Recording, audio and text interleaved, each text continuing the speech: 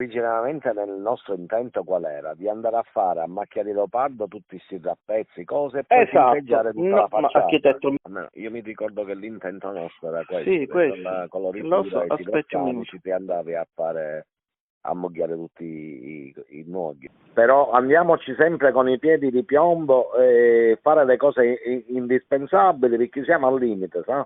Se ci sono cose di non fare completamente, non si devono fare.